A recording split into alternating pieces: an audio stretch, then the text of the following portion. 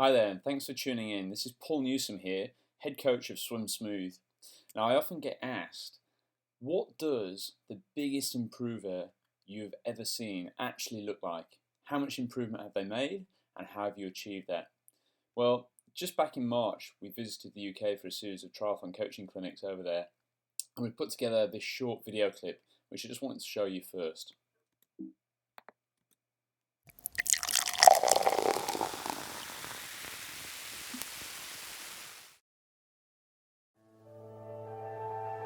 Some people ask, what gives you the authority to challenge the status quo of how stroke technique is traditionally taught?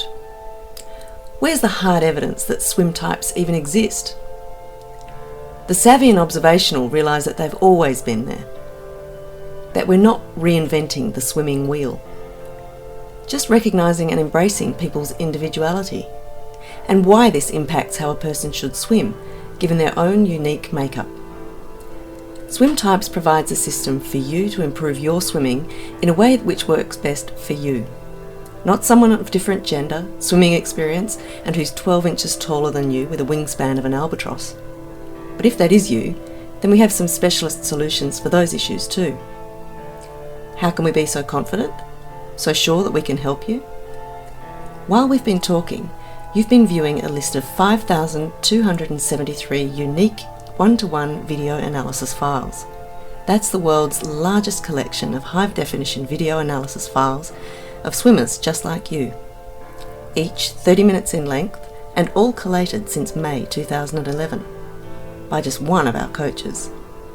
Over 3 terabytes of video, and that's just the most recent 25% of the time we've been in operation.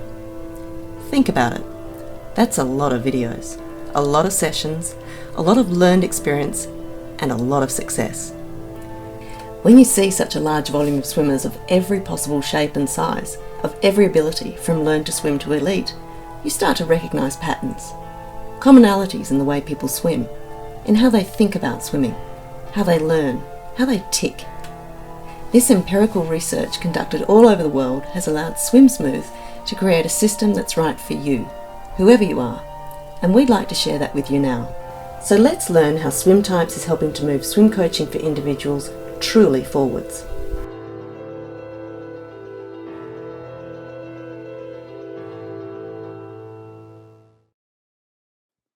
So there we go, 5,273 video analysis files. And who do we think has been the most improved during that time? Well, I'm very pleased to introduce you to a lady called Megan, who's been swimming with the Swim Smooth squad over in Perth for just under the last 2 years. I'm going to show you some video footage of Megan now, as she was back in June 2012, and then a follow-up session literally 13 months later, so the follow-up session July 2013. Now, what's really interesting about Megan is just how much improvement she has made over that time. Back on the Swim Smooth blog, feelforthewater.com, probably around about 18 months ago, we ran a story about Gavin, who had made a significant improvement in his CSS pace over time, in the region of around about 40 seconds. But all credit to Gavin, he was starting from a base of around about 2 minutes 50 per 100 metres, and a few people wrote in and said, oh, that's easy to make improvements at that sort of swimming speed, etc. Now, the interesting thing with Megan, though, if we take a little look at her chart here, she's actually improved at a starting base of where Gavin got to, down to where she's currently at 1 minute 32 per 100 metres. This would allow Megan to swim in the region of around about 15 to 15 and a half minutes for 1,000 metres at this point in time, compared to around about 22 and a half, 23 minutes back in June 2012. That's quite a significant improvement, of course.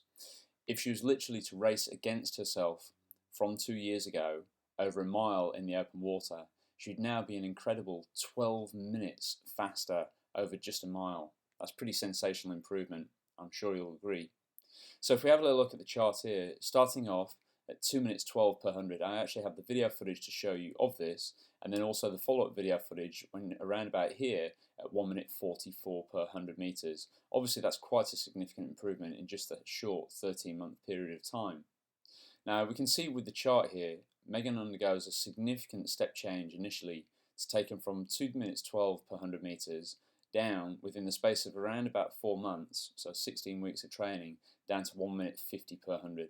So even that 22 seconds per 100 meters improvement is quite substantial. You'll notice then she goes through this sort of step change area of around about 9 or 10 weeks where she doesn't really make too much forward progress. I'm sure many of you have actually felt that sort of plateau occurring and sometimes just sort of get frustrated with yourself and think I'm never going to improve. But we go through that, and by implementing a couple of stroke technique changes and changes to Megan's training plan, we then start to get this next period of improvement from 151 or 152 per 100 meters down to just under 1 minute 45. This is good swimming. This is 17.5 minutes for 1,000 meters of swimming, and Megan's really starting to move up within the group. At 2 minutes 12 per 100, she would literally be at the back of our slow lane within the squad. By 1:45, she steps up into the second lane and maybe even the middle of the second lane. She undergoes another step change here in a period of around about 6 weeks, where she sort of sticks at around about 1 minute 45. And then if we look at this next improvement, from the end of August, Megan decided to take on board the largest open water marathon swimming event in the world. It's a 19.7 kilometre swim from Perth to from Cottesloe on the mainland of Western Australia across to Rottnest Island. So 19.7 kilometres, and I say the largest channel swim in the world. Literally with participants over 3,000 and over or close to 300 participants in the open wave, in the solo wave. So Megan took on board this despite not having the strongest swimming background, which we'll go into in a moment. The interesting thing about this, of course, is she's swimming for 19.7 Ks here at an average pace of 2 minutes and 2 seconds per 100. Now that doesn't sound like too many great shakes, especially because she's already at this point down to sub 140 per 100 meters.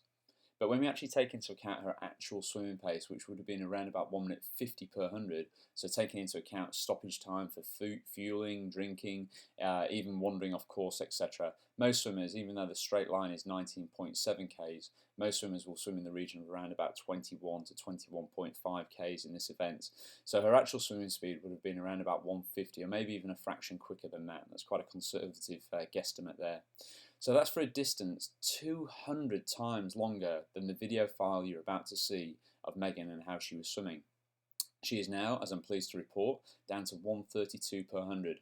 Megan has literally gone from the back of the slow lane to the middle of our fastest lane. Lane 4 on a Wednesday morning is where Megan is now swimming. Truly remarkable improvement. So what we're going to look at then is how she's made that improvement. We're going to give you some tips on that, etc.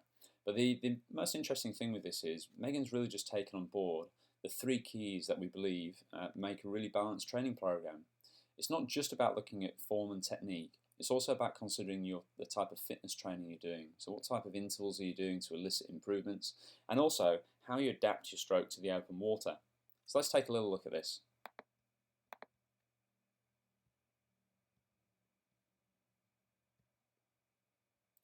Now, as I press play here, let's just watch Megan swim down this first lap, and I'll give you a couple of statistics.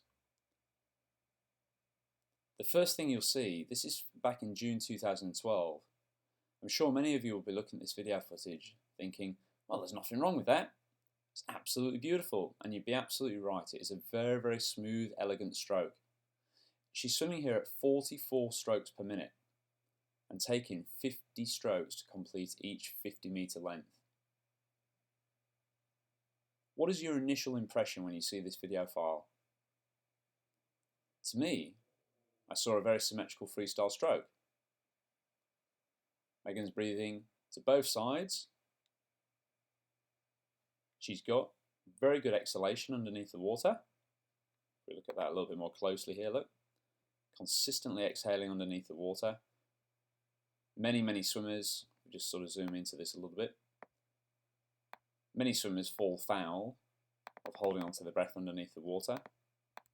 Megan's not doing that. She's got a lovely stream of bubbles coming out. She's even trying to get a nice catch and pull through happening here underneath the water as well. We'll go into that in a little bit more detail in a second. But suffice to say, she looks very, very smooth indeed. But again, going back to the question, what does she look like? The first thing that jumps out in my mind is it just looks incredibly slow. And that's not a negative or derogatory comment. It just looks very, very slow in terms of the turnover of our arms, 44 strokes per minute. Megan almost looks afraid to hurt the water. It's a very gentle, smooth stroke. And like I say, many of you would be crying out for a stroke as smooth as this. But the reality is Megan is swimming here at 2 minutes 12 per 100 metres. She has made 40 seconds per 100 metres improvement to this swimming speed, as we're going to see in just a moment's time. Incredible. So let's look at a couple of other factors of what she's doing here. One of the things that you can see quite clearly is despite how smooth Megan looks from the top of the water, her body position is actually quite low. So if this yellow line here represents the surface of the water, and this line represents her body position, she could certainly do some work on trying to get her bum and hips sitting up much higher in the water. You can probably appreciate, given a wetsuit or a pool boy, this swimmer, Megan, would swim significantly faster in that scenario, purely because it's lifting her bum and legs up. But that would be an artificial improvement to her stroke. Let's look at it from a slightly different angle.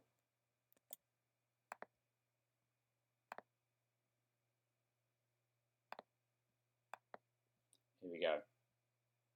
So one of the important facets of a good catch and pull through is that you should be bending your elbow and trying to keep the hand underneath the shoulder. And you can see Megan's doing a pretty good job of that. Let's just look at some of the angles here. Now the ideal scenario is that when you're pulling through, we should be looking for an angle at the elbow of between 100 and 120 degrees. In fact, let's bring up double Olympic gold medalist Rebecca Adlington from that same position. And you'll see that Megan is doing a pretty good job of actually getting her elbow bent, but you can see she's actually bending it a fraction too much. Rebecca there, beautiful stroke, arguably one of my favourite strokes I've ever seen. 110 degrees there at the elbow. Notice how her hand is directly underneath the shoulder, elbow is held out wide. Nice bit of rotation in the stroke, around about 45 degrees, and again for Rebecca, good exhalation happening underneath the water. Notice how Megan's actually pulling her hand a bit too close towards her chest. As she cuts through the water, she'll be creating turbulence with her body literally cutting through the water there. The problem with the hand pulling a little bit too close towards the body is she'll actually be slipping a little bit through the water. So despite the fact that we can't see any bubbles occurring on her hand, like I say, she's got a very delicate, almost dainty hand entry into the water. She's not really getting a good feel for the water. Let's look at it from the top. Many swimmers fall foul of crossing over in front of the head as they reach forward. Well, Megan's got a little bit of that happening, but nothing too significant, certainly. In fact, the alignment there with that left arm is actually really very good. So why is she only swimming at 2 minutes 12 per 100 metres here and not what she's currently able to do, 1 minute 32? Well, let's go back to that first statistic I gave you, 44 strokes per minute and 50 strokes per length. And let's literally do a side-by-side comparison of before and after, if you like, of Megan as she was and Megan as she is now. Let's just go back to the start and let's just pull this on here. So in this video file, she is swimming at 1 minute 44 per 100 metres. So not quite as quick as where she's at now, okay, but 28 seconds per 50 metres quicker than what you can see in this left-hand pane. Let's have a little look at it. What's the first thing we see? To me, the first thing I see is simply better rhythm. Megan wasn't so much as stalling on the left-hand side, it just looked very, very slow. Look at the two side by side, almost like she's in slow motion on the left, but looking like she's generating a good bit of rhythm here on the right-hand side. This is 13 months later and 28 seconds per 100 metres improvement. Check her out underneath the water. So let's have a little comparison of her body position. Here we go. Now you can see that that's improved quite significantly there. So one of the reasons she's able to swim so much quicker on the right here in the after video compared to the left is her body position is significantly improved. How has she achieved that? Well, it's quite interesting. In both video files, she's looking straight down towards the bottom of the pool. In both video files, she's exhaling consistently underneath the water. In both video files, she has around about the same level of flexion at her knees and around about the same level of ankle flexibility. So those things haven't changed. What has changed though is the video on the right hand side. Megan here is swimming at 64 strokes per minute and taking 56 strokes per length. So that again, 64 strokes per minute and 56 strokes per length. Now the interesting thing between the two of them is on the left hand side, she's actually taking 6 fewer strokes to complete each length. Many people are under the impression that taking fewer strokes per 50 is a more efficient way of swimming freestyle. In fact, you may have heard it bandied around that if you're taking less than 40 per 50 meters, then you're really doing quite well. That's almost seen as a cut point as to where the elite swimmers start to take over. However, Megan here is swimming 28 seconds per 100 meters faster on the right hand side and taking 6 more strokes to complete each length. What's really changed here is the increase in 20 strokes per minute improvement. So the question we should be asking ourselves is, how has she done that? Well, just snapping back to the original video footage here, again, when I look at Megan, my initial impression is not one of what does she need to correct technically, because you can see that she's actually swimming very, very smoothly indeed. The very first thing I brought up with Megan when she was doing this video footage, straight afterwards, I said, okay, what we're going to do now is we're going to have a little go with your working with your stroke rhythm, your rate. She said, okay, well, don't know too much about that. Megan's actually from Nova Scotia and has a little bit of a background in swimming, but no coaching as such until 2012. All she'd done prior to that was just follow lifeguard coaching, and certainly loves to be around the ocean, around the sea, etc. So I said, we're going to work on your stroke rate. She says, okay, well, I've never done that before. I've focused on lengthening things out before and trying to be smooth. And you can quite clearly see that she's achieved that very nicely. So before we even went through the video analysis, what I said to Megan was, I'm going to give you this little tempo trainer. All this tempo trainer does is it sits underneath your swimming cap and beeps a rhythm to you. All I want you to do is make sure that each time your hand goes into the water, you simply stay with the beeper. So Megan said, yeah, okay, let's give that a bit of a go. She's a very obliging type of an athlete and certainly a privileged coach, one of my favourite swimmers to work with, in fact. So she had a little go with the tempo trainer, and I actually boosted it up to around about 52 strokes per minute, so an improvement from 44 to 52. Megan didn't know why I was doing that, or even what was the objective of what I'm searching for. All I simply asked her to do was have a go with that. So she increased her stroke rate, which many people would tell you would be a less efficient way to swim, harder, turning arms over faster, etc. But Megan's response was she actually felt easier. And certainly between the before and after video footage, where she's got an improvement of 20 strokes per minute and swimming 28 seconds per 100 meters faster, you can certainly agree that she's significantly more efficient in the follow-up video file. So let's have a little closer look at the follow-up video file and see what other things have actually changed.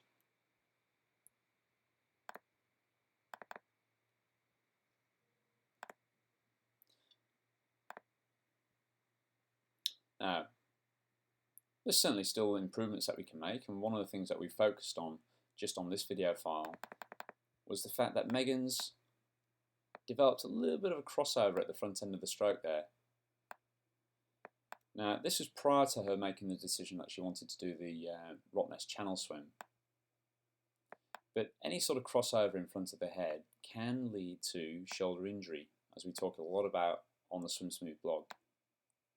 You can see here that Megan's got this sort of intersection point occurring in front of the head, probably literally only around about 10 centimetres in front of the head there. One of the things that we do is we, here at Swim Smooth, is we ensure that this crossover is eradicated as much as possible to ensure that a swimmer isn't putting undue stress on the front of the shoulder. So this simple exercise here, kicking on the side, is one of the simplest ways of actually working upon that. When you're kicking up on the side, using a pair of fins, you can give yourself a little bit of propulsion and take the thought process of kicking hard to keep yourself afloat.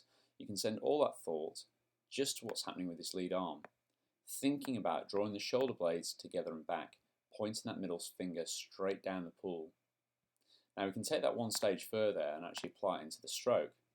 Our friends at Finis have a fantastic paddle called the Finis Freestyler, which we use within our javelin drill sequence. So you can see me sat here holding onto a pair of flippers, also one of these paddles.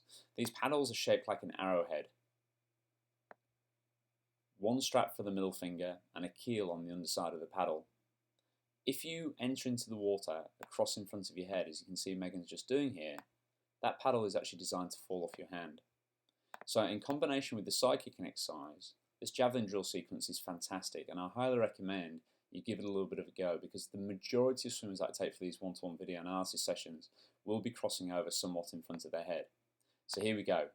Kicking down the pool, fins on again to give a little bit of support and propulsion, taking a breath to the side, thinking about drawing the shoulder blades together and back, keeping the head low, and a nice smooth exhalation underneath the water. Very simple exercise.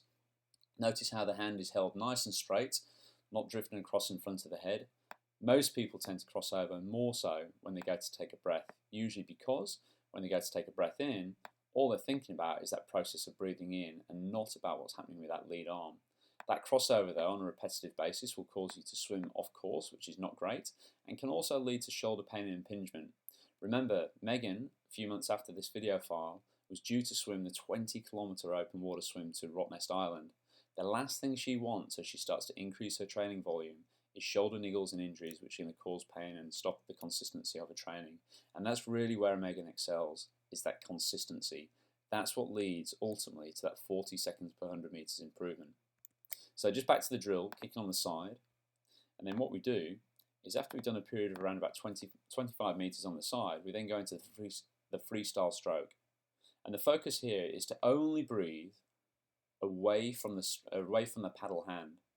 So the idea is knowing that a swimmer, such as Megan, would tend to cross over when they go to take a breath, what you can focus on doing is ensuring that middle finger extends straight forward in front of the same shoulder at that very same point that you're going to take a breath in. So my focus right now is on that hand, it's not on the breathing process. I'm just allowing that to happen very, very naturally. So if I were to cross over though, the paddle would fall off, it would give me that immediate feedback and I can make that adjustment to my stroke. So following on from this video file, that is one of the adjustments that we made to Megan's stroke, because you can see just a little bit of that crossover starting to creep in. Obviously there's a significant improvement in Megan's body position, and if we look at how she's actually pulling through, let's just take this a little bit further along. Remember the left arm and how it was actually bending a bit too much underneath the body. The golden rule of what we're looking for is somewhere between 100 and 120 degrees. You can see Megan bang on 120. So because she's not bent at around about 79, I think it was on that previous video file here, she's actually reaching a little bit deeper and getting a little bit more purchase on the water there. Remember, pulling too close towards the chest can be just as bad as pulling too deep. It's fair to say that most swimmers from this angle tend to have their elbow almost fully extended out at around about 160 to 180 degrees. If you do that, again, it puts a lot of pressure on your shoulder. It gives you more lift at the front end than it does direct forward propulsion. So Megan's arm there, 120 degrees, is very, very nice indeed. This right arm as well, let's just take a little look at that. Megan's right arm has a slight tendency to drift slightly too wide, and you notice the angle of the elbow is probably just a little bit too open. So one of the things that we focused on here was just to get the position a little bit more in like so, around about there. Just drawing on these angles and being able to show Megan this, and maybe even just giving her a little bit of a screenshot, is a great way for her then to actually try and work on this. We can see, of course, that left armlet just crossing over in front of the head. So despite the fact that she's swimming 28 seconds per 100 metres faster here, by doing this follow-up video session, there is still room for further improvement. And that improvement certainly came, and it's continuing to come as well, which is really nice to see. So just going back to the chart here, look. So the video file I've just shown you is around about middle range of the chart here, 1 minute 44 per 100. So from that video file onwards, she still made another 12 seconds per 100 metres improvement. Okay, so literally over a 1500 metre swim, Megan would be 3 minutes over 1500 faster than she was back in July, so 10 months ago. That's an amazing improvement even from that platform there, that step change number 2 as it were. Okay, so just coming back to this then. So Megan's improved with that, and like I say, one of the big things we focused on was simply getting her to turn her arms over a little bit quicker. Now, not all of you will respond to improving your swimming by turning your arms over quicker. It's all about the balance between the length of the stroke and the rate of the stroke. At 44 strokes per minute in the original video file and 50 strokes per length, and what Megan had told me about she'd been trying to lengthen out, etc., I looked at that and thought, well, she certainly looks smooth, definitely. But does she look rhythmical? Here, she looks rhythmical. 64 strokes per minute.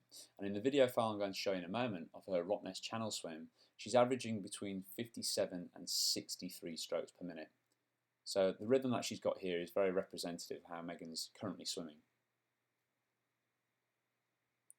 Now let's just listen into this.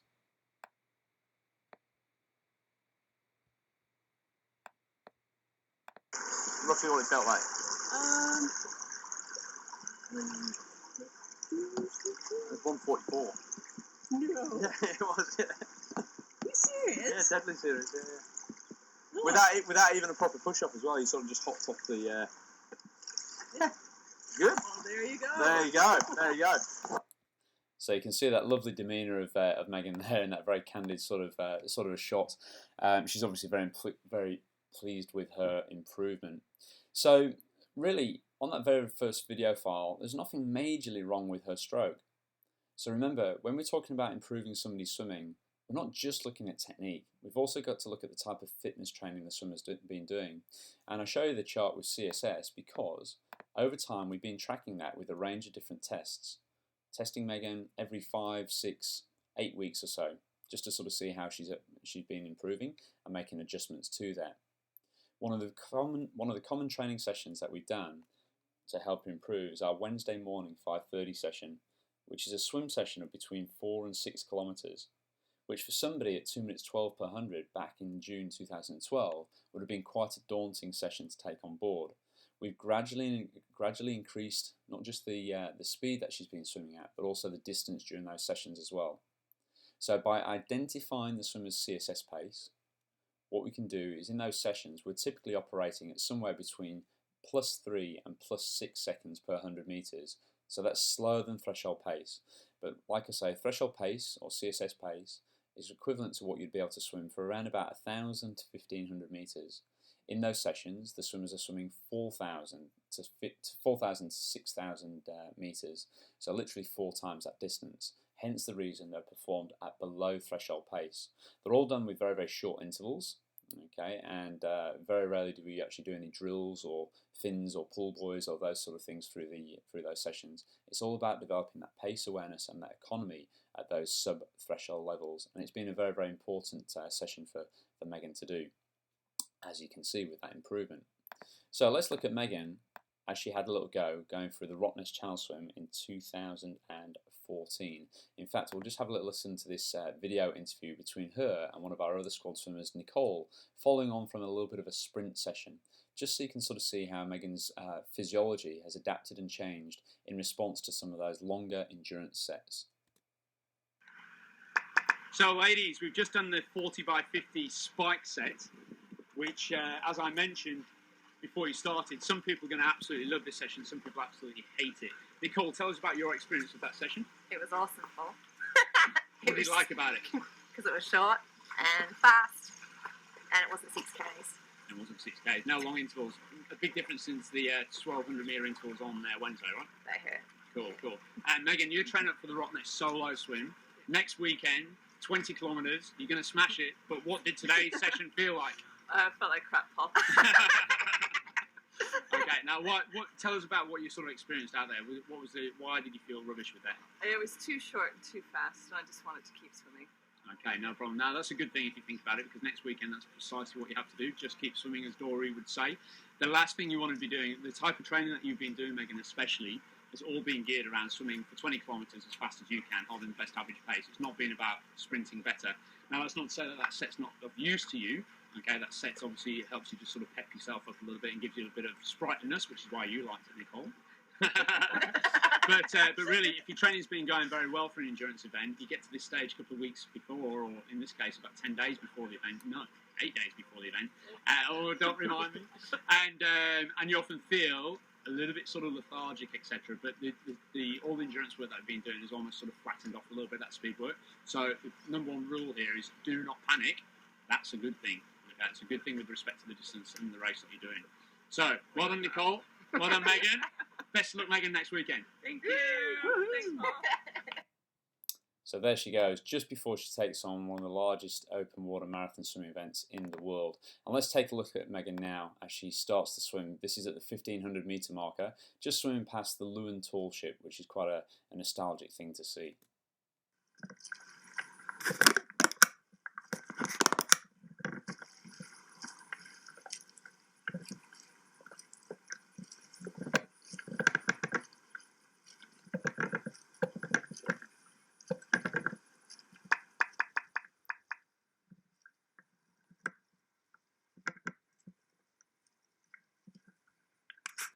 So the swimmers are actually supported by a paddler, as you can see here, just within the frame. He's got the GoPro on.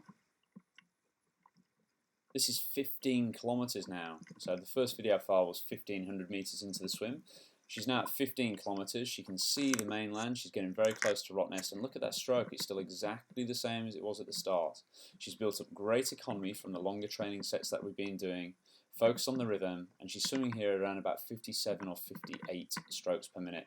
So a big improvement on the 44 that we saw at the start. Remember, there wasn't too much wrong with that stroke at 44 strokes per minute. It just looked like it lacked rhythm, oomph, and any sort of purpose to it. Now Megan really has got that purpose, and she's going for this swim and about to do a fantastic time. Remember, an average pace of 10 seconds per 100 metres, faster than what she was swimming, literally just a one-off 100 metres 2 years ago. That's a great swim. And here, just about to go into the 18-kilometre buoy. That's it, just there in the distance. Still breathing bilaterally, trying to keep the balance and symmetry in the stroke there. There's around about 300 other swimmers within this solo event, but obviously by the time you get to 18 kilometres within the swim, everyone is split up all over the place. Still looks incredibly smooth, doesn't she? What a girl. And then here, just coming into the final finishing shoot with around about 400 or 500 metres left to go. You see some of the team swimmers here just coming up on the right-hand side of Megan. They're swapping over around about every 10 minutes with 3 other teammates. It's very disorientating just coming into this finishing shoot, and you can see little stops and pauses like that will all help to reduce the average pace of the swim. So to say that she actually averaged 2 minutes and 2 seconds per 100 metres for 19.7 kilometres, so 200 times as far as what you saw her doing in that original video file, you can sort of see just how well she's actually swum. So we're very, very proud of Megan and her achievements. As you can see, just going back to our little Megan improvement chart, this is the best improvement I've ever seen a swimmer in such a short space of time. 40 seconds per 100 metres, truly incredible. And she's done it just by a combination of ensuring that she's doing the right sort of tune-up with her stroke, and there wasn't much to do with that. We focused, remember, on improving the rhythm of her stroke. At 44 strokes per minute, she just literally looked like she was in slow motion. Giving her the tempo trainer, boosting it up just gradually, doing one of our ramp tests. If you haven't done one of those before, go to swimsmooth.com/ramp test. Remember, you might find that your efficiency sweet spot is actually slightly slower than what you're currently stroking at.